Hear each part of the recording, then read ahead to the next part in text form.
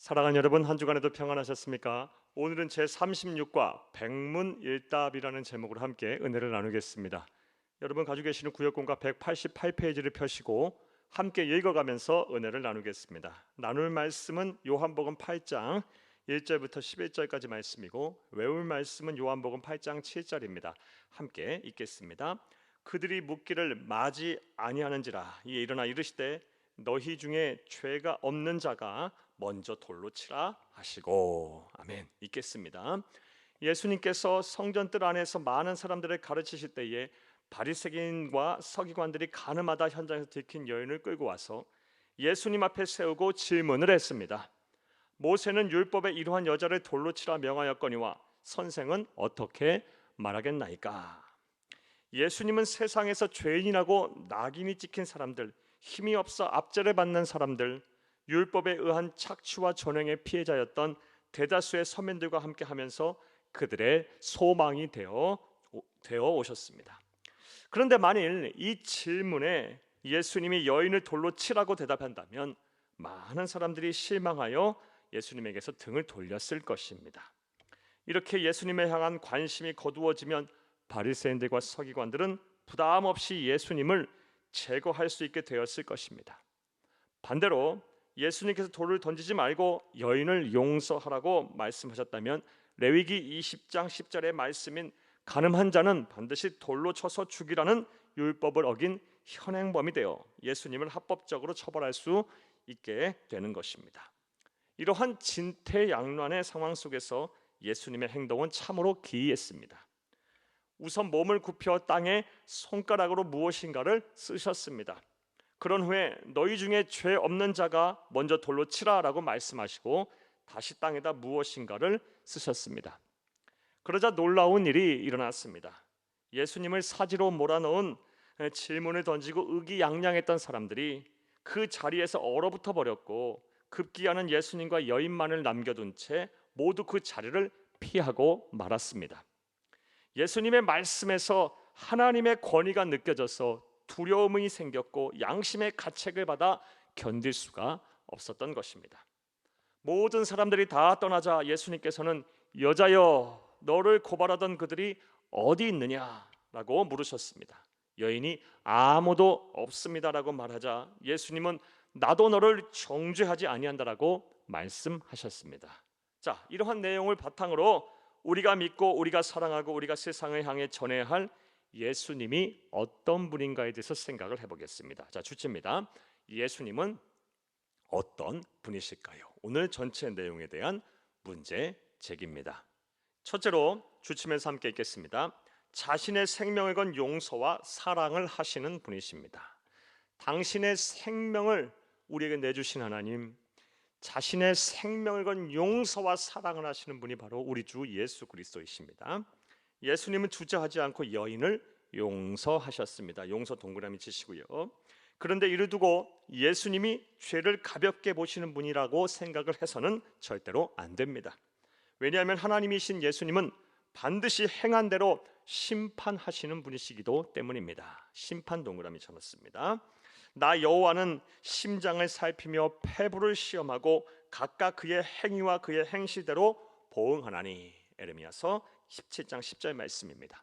자, 그렇다면 이렇게 불의에 대해 죄에 대해 반드시 심판하시는 공의의 하나님이신 예수님께서 어찌 가늠하다 현장에서 붙잡힌 여인은 조금도 주저함 없이 용서를 하셨을까요?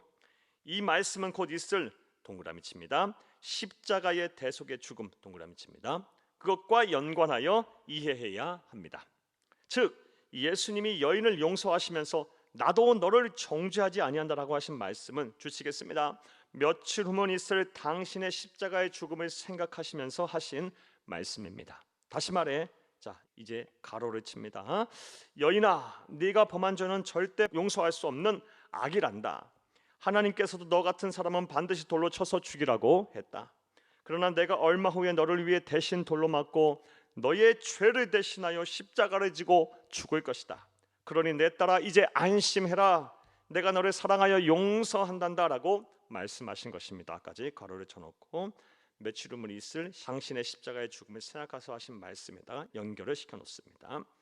물론 이 여인은 그 순간에는 예수님의 말씀에 담긴 의미를 완전히 이해하지 못했을 것입니다. 하지만 예수님이 골고다 언덕에서 십자가에 못 박혀 피를 흘리고 있을 때에, 그리고 얼마 후 오순절에 성령이 임한 후 예수님께서 자신의 죄를 용서하기 위해 십자가에서 대신 생명을 내던진 것이라는 사실을 분명히 깨닫고 주님의 생명을 건 용서에 통곡하였을 것입니다. 자, 이제 주치입니다. 여인의 죄를 위해 십자가에서 생명을 주신 예수님께서는 지금도 우리에게 모든 죄와 허물을 다 자신의 피로 용서해 주시겠다고 말씀하고 계십니다. 까지 줄을 쳐놓습니다. 예수님의 그리스도 믿어 하나님의 자녀가 되었다면 우리는 이러한 사랑에 영원토록 거하게 된 것입니다. 그러므로 나를 위해 기꺼이 생명을 주신 예수님의 손을 붙잡고 그를 그리스도로 굳건하게 믿으시기를 바랍니다. 그래야 과거를 용서하고 삶의 진정한 의미와 행복을 누리며 영원한 생명을 얻을 수가 있습니다. 자, 예수님은 어떤 분이십니까? 자신의 생명을 건 용서와 사랑을 우리에게 베풀어 주신 분이십니다. 또 둘째로 예수님은 어떤 분일까요? 주침에서 함께 읽겠습니다. 한없이 우리를 믿으시며 내 편이 되어 주시는 분이십니다. 예수님께서는 여인을 보내시며 다시는 죄를 범하지 말라라는 당부를 하셨습니다. 우리는 이것이 얼마나 어려운 일인가를 너무나도 잘 압니다. 우리가 그동안 얼마나 많은 잘못과 회개를 반복해 왔습니까?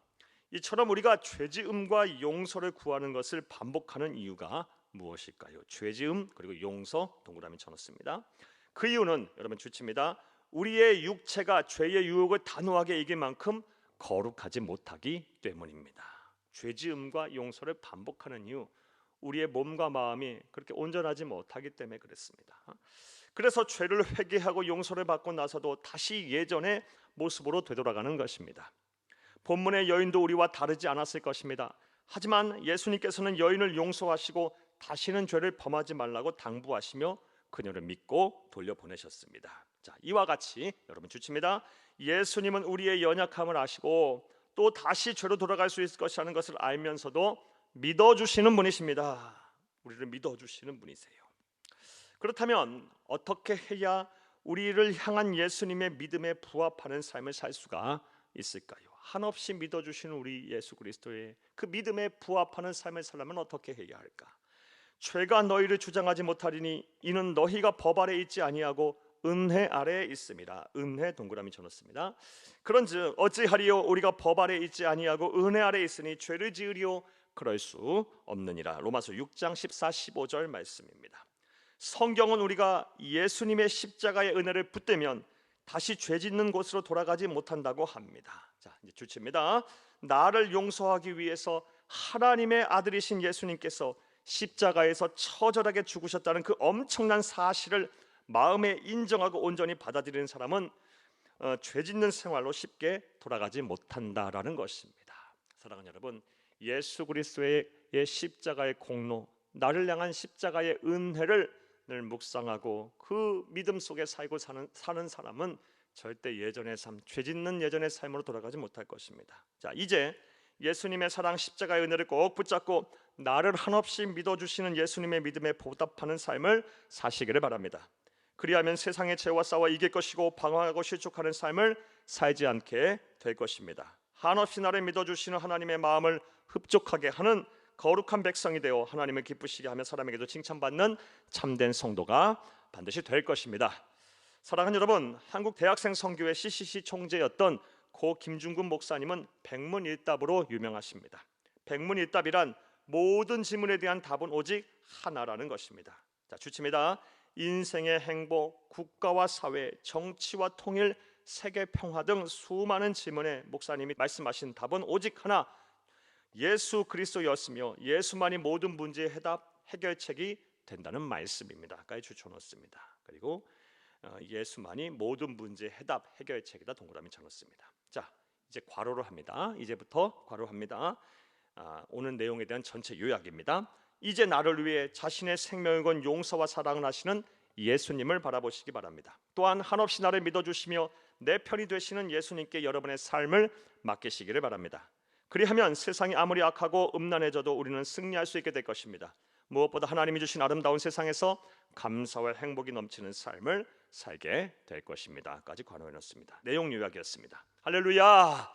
자, 말씀과의 만남을 보겠습니다. 1번, 오늘 본문에서 알 수 있는 예수님은 어떤 분이셨습니까? 먼저 나를 위해 자신의 생명을 기꺼이 주시면서 사랑하신 용서와 사랑의 구주이십니다. 두 번째로는 한없이 나를 믿어주시면서 내 편이 되주시는 분이십니다. 자, 2번 보겠습니다. 우리가 예수님의 믿음에 부합하는 삶을 살기 위해서는 어떻게 해야 할까요? 문제를 좀 바꾸면 우리가 죄를 짓는 예전의 삶으로 돌아가지 않으려면 어떻게 해야 할까요? 사랑하는 여러분, 나를 향한 하나님의 사랑, 십자가의 은혜를 잊지 않으면 됩니다.